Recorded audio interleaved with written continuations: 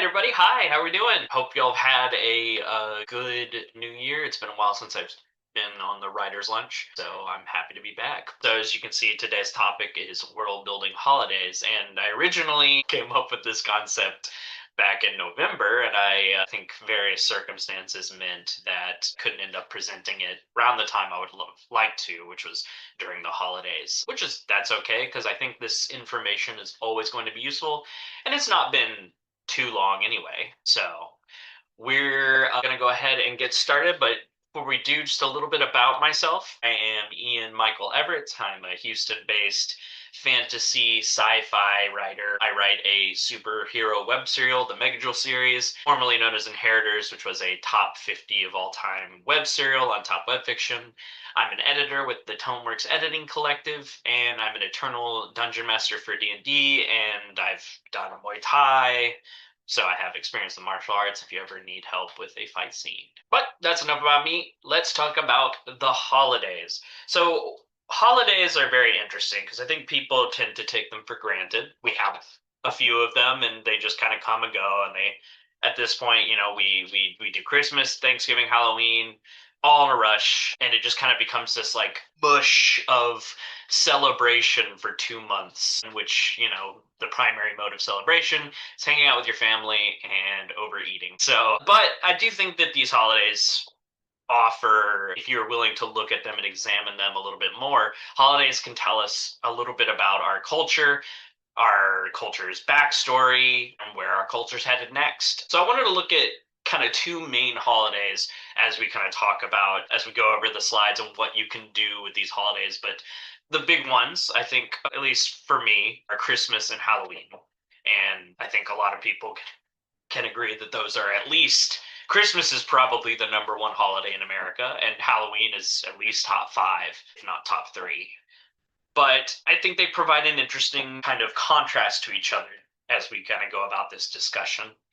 And, their interesting contrast has led to many media, as such as Nightmare Before Christmas, but kind of kind of shows off, what the holidays are about and how they can find meaning in each other. It's just kind of interesting how the culture has decided to look at these two holidays. But let's step back and say, what are these holidays about? What's the big idea with them? Why do we observe them? And what do these holidays do for us? I'm not going to answer those questions right this second, but that is kind of what I want us to keep in mind as we go forward. Just what are these holidays for?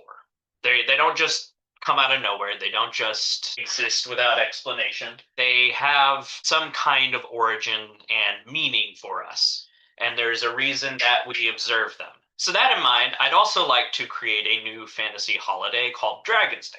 Dragonsday, I will show you kind of what I'm talking about as we go forward. I'll do a little bit of explanation as to, how you could use these things in world building. So before I go forward, any questions, any burning thoughts? I have some, but they're all ridiculous. Like, can I dress up like a sexy Coke can for Dragon's Day? Sexy Coke can. Yeah, They because don't. I can do that for Halloween. We'll establish some of the rituals together. I wrote down some ideas, but I'm also totally open to people offering thoughts and offering customs and traditions to go with our new fake holiday. Yeah, but my real question is, are we going to go over evolution of holidays, like how they change? Because clearly both of these holidays are really important right now, but they haven't always been, or they've been something different. And if that's something that we should also institute in our, fiction real building for holidays, or if that is just way too convoluted and unnecessary most of the time. No, I think that's valid, and I actually do have slides on that, primarily syncretism and how and how holidays, especially our modern holidays, kind of assimilate other cultures and traditions. So we will be going over that. So, all right, I'm gonna go ahead and get started. Why should we use holidays in our world building? Well, holidays can represent a lot of data in one concept. It can tell you a lot about the culture and what they find important enough to mark with a holiday. It can tell you how these people celebrate and party, what rituals they perform, what they consider sacred during this time. It might reveal religious beliefs or might be related to religious beliefs. There will be elements in a holiday of, what feelings does it engender in the community as a whole, and then what feelings does it engender in individuals, which can help you obviously with your characters and any backstory elements and characterization that you can derive from the holidays. You can help with that. And as Shannon mentioned, it can also, holidays evolve, and holidays sometimes evolve a little bit violently, or were evolved in such a way to take advantage of cultural differences. We'll talk a little bit about where Christmas comes from. Halloween also has similar elements, but you can incorporate these kinds of stories of cultural domination and co-opting of elements from different assimilated cultures. And this can kind of feed back into the individual attitudes. You can have people who are aware of these elements and have some strong feelings, and that can tell you a lot about a character, like, immediately. If they are aware of these things and have strong feelings about them, you know that they're connected to a different kind of heritage and maybe feel disconnected. I don't want to go too much into it because I actually want to go into it at the later slide, but all of these things can tell us a lot. And you can do it with one simple concept, which is the holiday itself. You take this holiday and, your imaginary holiday, or Christmas, Halloween, Dragonsday, whatever you want to call it, and you try to answer these questions in such a way that it helps the story, obviously, because, why are we world building if not for writing? I mean, obviously, if you're doing this for just world building sake, then you don't have to think about this. But if you are world building for story, holidays can do a lot for the setting, the world, and characters. So the first big thing that I wanted to touch on is why do we make holidays? I mean, usually there is some sort of thing that we want to signify. It's kind of like the central meaning that marks a holiday, that kind of what it's all, what's it for? What are people remembering? What are they celebrating? Or even in certain instances, what are they mourning? It doesn't always have to be nice and happy, but for example, Christmas, the religious center of our modern conception of Christmas. I don't want to say that that was always the case, but the modern conception of Christmas has the birth of Jesus Christ at the center, although, evolutionary speaking, has drifted away from that lately. It has become more commercialized and secular. Talk about a little bit about that in the syncretism and the evolution area. But, you can ask yourself questions like, it can tell you that these people, for instance, if they have festivals of celebrating the solstice of winter, or what they think about the solstice of winter, or the winter solstice, what they think about the end of the harvest season, or what they think about spring. You can see a lot of their attitudes towards these things in holidays. Could also be that, they're just simply, if you have some sort of big person in your story, or some sort of big element that you want to, some historical element, that is something that you can draw on, and you can also bring it forward into your story, instead of just being, here's an info dump, here's, the big bad was defeated this so long ago. No, they have a holiday for when this evil was defeated, and these are all the rituals and stuff that they do. And it's so important that they have a holiday. I think that's a very easy shorthand that can get you around that kind of inorganic way of faux dumping important backstory elements. This is a very organic way to do that, because people do this in real life. We have holidays for so many different things. We have Memorial Day. We have holidays for Martin Luther King Jr. We have, all kinds of days that are meant to highlight something. And so if you need to highlight something for your story, holiday is a great way to do it. So what is Dragonsday? For me, I was just kind of like, I'm riffing here. I'm not trying to I'm not trying to make a day that is crazy. But so Dragon's Day in our little made up holiday is the day that marks humans and dragons made peace. There's some sort of big peace thing in the back. They were at war. Now they're not. Great. That's what the holiday's all about. Ryan, I like your comments on December 14th. I don't acknowledge the Gregor Tixian calendar. It's funny.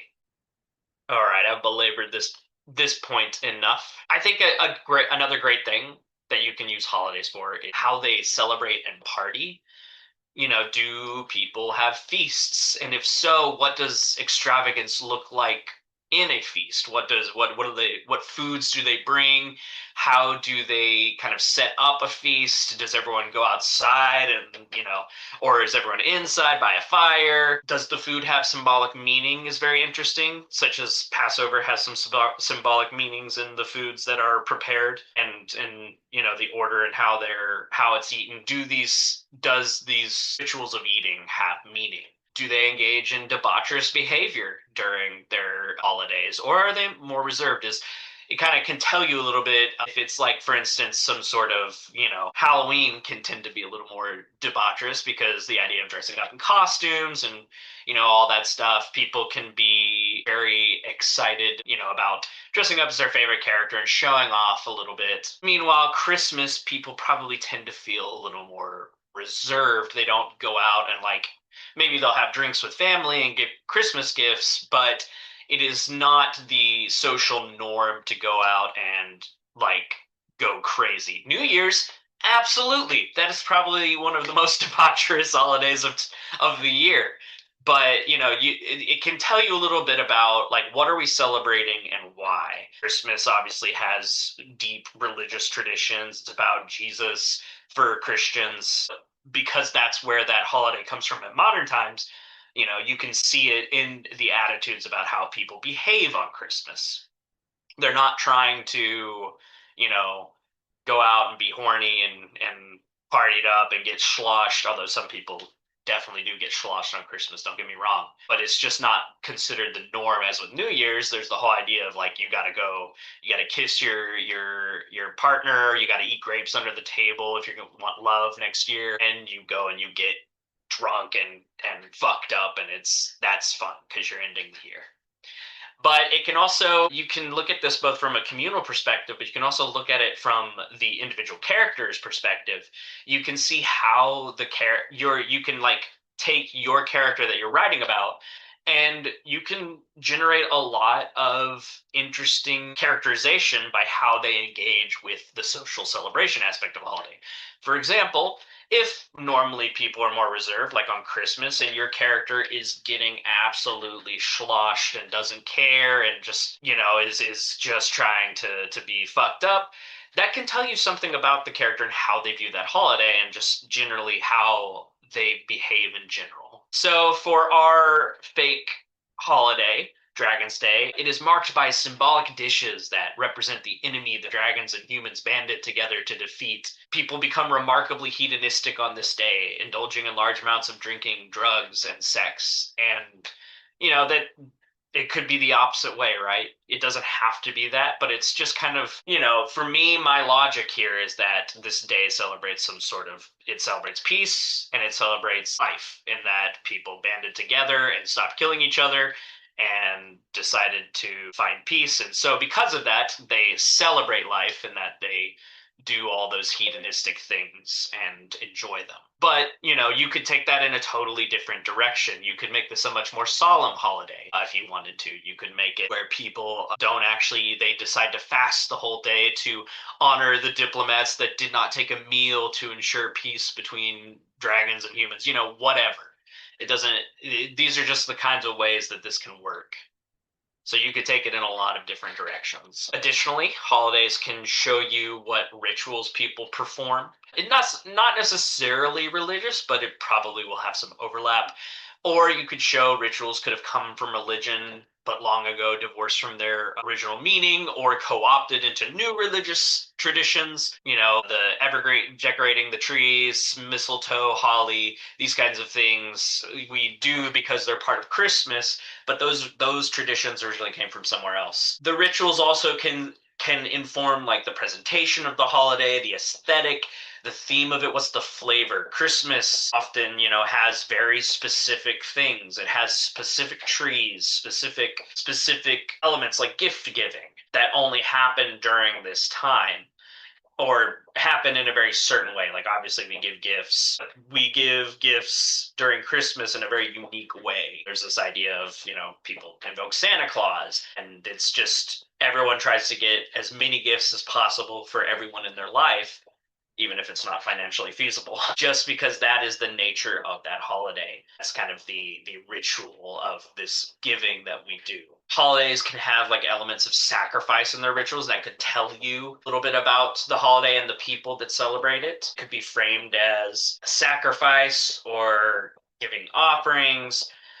There's a lot of different ways you can pull on the rituals here, and it could be as simple as people pour out a glass of wine, right, and say this is for the gods or whatever, or this is for those we have lost. These kinds of rituals, just a little bit of flavor and how people engage with them. Again, tells you a lot. But the big question about the rituals is, what is it meant to do for the people? Obviously, Christmas's rituals are meant to invoke feelings of, comfort, feelings of charity and generosity, intimacy among your family. That's the kind of ideas.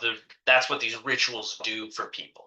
That's what we take away from it, and that's why we engage in it. So to take this idea for our fake holiday is during Dragonsday, dragons choose human partners to act as riders and defenders, or even make pacts of protection with an entire settlement for a certain amount of time. People will recreate the original ceremony between the peacemakers. Imagery of peace, diplomacy, and partnership among the dragons, it is common to put up figures of humans, while among the humans the reverse is true. It'd be funny to go to a dragon's cave and see like a little like paper line of people that have very carefully put up to celebrate their relationship with humans. John, you mentioned the culture novels. Ian Banks, you said they have some great made up holidays. Yeah, so one thing for sure, and I think you're doing a great job of talking about the differences between, I'm sorry, the relationships, like holidays that we recognize and that your reader will recognize are a great way and a bridge to like bring in those sci-fi things. Use irony, as you said about the strings of people, to use relationships where people can go like, oh, this is that. And if they don't get the relation, like maybe it's a Hindu holiday that's in your background as an author, but you're transposing it onto a sci-fi or a fantasy thing. It really gives you a depth of meaning to it. And it relates to the reader in some way. So Ian Banks and the culture novel, he's a Scottish author. He'll do a lot of, oh, we're having fireworks and there's a big celebration and there's a big party, and then go into kind of the background of it. But in a lot of cases, this is characters who are traveling from one planet to another. So it gives a depth to the description of a place instead of just saying, like physical descriptions, your character is experiencing something while in a certain place. Yeah, there's a lot of power in that. I think, especially for storytelling. Another element for holidays, I mean, I think this might be the overt element for a lot of people, is that it reveals religious beliefs. Holidays might overtly reference religion, like Christmas incorporates elements of Christianity revolving around the birth of Jesus Christ. And the holiday may have evolved over time to more directly reference religion, or in reverse, to become less religious and more secular over time. We can see this with modern Christmas, which has undergone this like over the last half century or so. The external forces of capitalism have really commercialized the holiday and made it more about, they lean in on the gift giving, and it's all about selling the perfect gift, buying the perfect gift for the person in your life. Men, you got to get them this. Women, you got to get them this. Your daughter, your wife, your dad, everyone. There's specific gifts for everyone. And that's what Christmas, at this point, I think modern Christmas really revolves around that element. It may also only incidentally involve elements of religious belief, like Halloween. While it does have its origins in the Catholic Church, and even further than that in other pagan customs, it only incidentally is thought of as religious, and in fact such to a degree that there are many Christians that I know personally who will refuse to celebrate Halloween. But it might incidentally involve angels, spirits, and religious figures as costumes, and technically the origins are from All Hallows Eve, which was established by the Catholic Church. But a lot of times I do think, that somewhere in a holiday you might find some sort of religious meaning in it, or some religious origin. Whether that is trying to, as we will talk about later, co-opt traditions from other cultures in order to, provide syncretism, or just as the holiday was created, it evolved from a specific idea. That's the kind of thing I think holidays can really lean in on, especially if you typically struggle to write religion in fiction. Your holidays can illuminate that a bit. And I think that's probably, kind of a obvious point, right? Because holidays, I think most of us think of many holidays as having strong religious elements, especially Christmas being the big one. But, I think there are other, cultures and other holidays that you could see that you could draw on to illustrate a culture, its religions, and its rituals. There's a lot of interesting holidays, in Asia, like Sean, you brought up some Hindu holidays. There's Eid Mubarak, which involves a lot of. I'm sorry, I was thinking of the different one. I'm sorry, I was thinking of Ramadan, which is. I think it ends in Eid Mubarak, but that involves fasting until from sunrise to sunset, which is that tells you something interesting about that culture and why they do it and what it's for. Dragonsday, our made-up holiday, does not directly involve religion, but it does have elements of it. Two peoples use the opportunity to offer up thanks to each other's deities and learn more about each other's religions. It's more of a political holiday like July 4th is, but it still does have some elements of it. But if anyone has an alternate explanation, I'm always willing to take it. So here's where we get to the stories of cultural domination and co-opting of elements from assimilated cultures. Christmas famously blends elements of early Christian and German pagan traditions, as well as some Roman traditions. The day of the 25th is not often literally thought of as Jesus's birthday. That I think theological scholars try to put that in like early spring or April or May. I'm not sure the exact date, but they don't typically think of it as December. But this date was likely chosen as thought to be adopted as a syncretic adoption of the Roman feasts for Solis Invicti and Saturnalia. Then, kind of the elements of the holly, mistletoe, and evergreen trees were adapted from earlier pagan customs revolving around the winter solstice.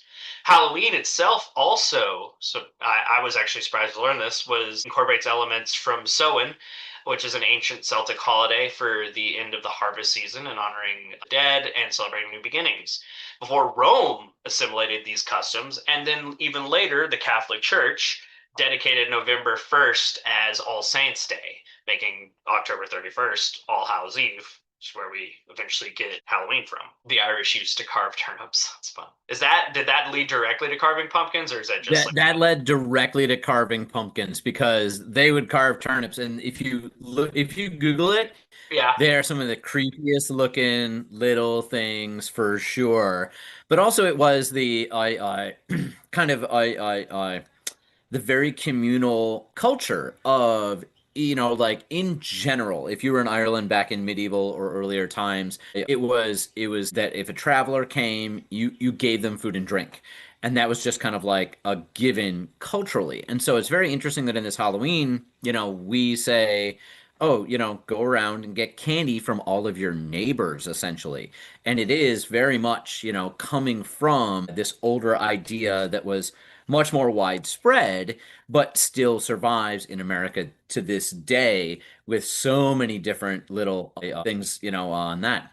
yeah. Ghosts, very much the will-o-wisps that were caused by releasing gases from bogs that would ignite spontaneously and would just be like, a flash of light or a ball of light in the dark, in the middle of the night. And it's like, okay, this really translates to what we think of as, modern accoutrement of Halloween for sure.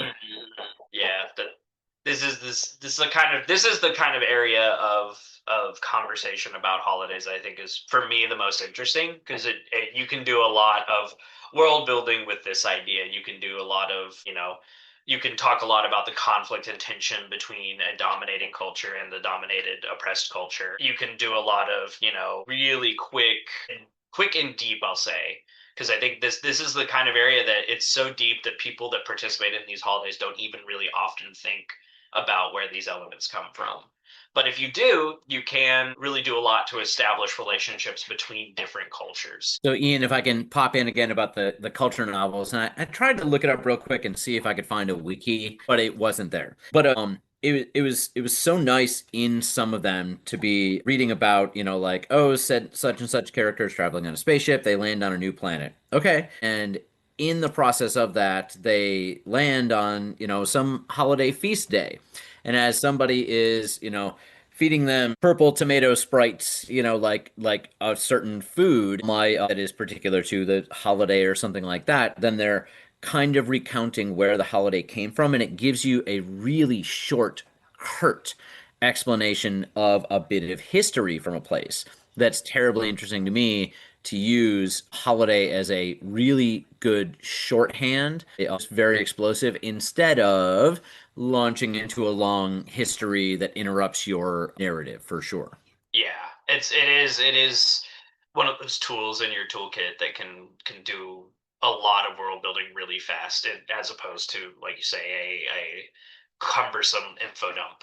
So, our example, I'll say Dragon's Day for me, when I wrote my ideas out, was Dragon's Day has customs that come from the unwilling peoples, those who refuse to make peace with the dragons. Over time, these people were conquered by the draconic kingdoms, and various holidays and feasts were kind of incorporated to make this transition easier for these people that were conquered. So also a little bit about, community, and this is kind of, I think, an interesting point, but it's distinct from the partying, the celebration, the social aspect of it. For me, this is more about what elements of the holiday kind of draw out community support. What does it inspire in people? Like, for example, Christmas often genders charity through various donation drives, like the Salvation Army doing the little, you'll see them oftentimes outside of grocery stores, and people just have a general attitude of generosity during this time that I think, it kind of wells up and becomes more pronounced than normal during Christmas. And you have questions of, how do families come together? What does it look like when people come together to celebrate?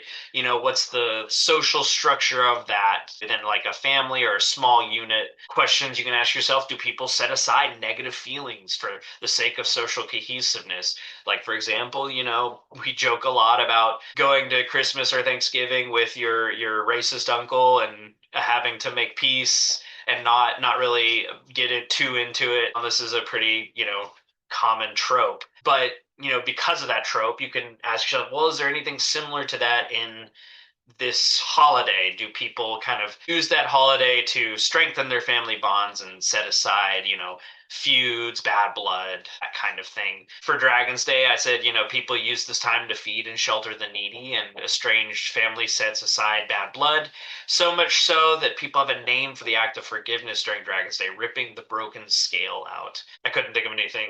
I'm sure that there is something that is similar in a modern holiday. I just couldn't think of it off the top of my head. But I think this community element is also something that can be useful, especially as it relates to the individual, which is, I think, this is where the world building meets the character. This is where it meets the story, in my opinion. You get individual attitudes and backstory elements that can impact your POV characters. Holidays can mean various things to different people. Christmas can evoke feelings of warmth, comfort, intimacy, and love, but can also evoke strong feelings of grief, resentment, and anger for, people that are far away from their family, or if their familiar relationships are strained, their parents are divorced, they have an abusive father, something like that.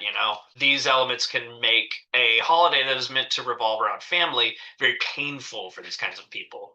Halloween also evokes complex feelings. I personally grew up around it. Religious folk who feel that the holiday is demonic in some way.